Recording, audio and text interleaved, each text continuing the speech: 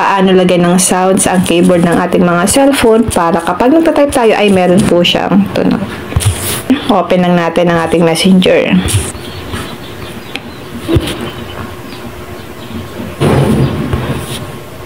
Tap message, tap settings icon, tap preferences.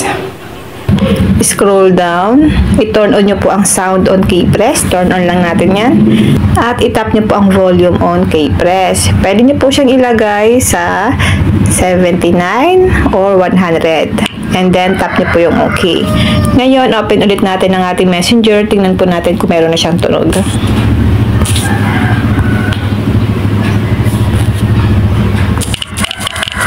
Ayan guys, meron na pong tunog ang keyboard ng ating cellphone.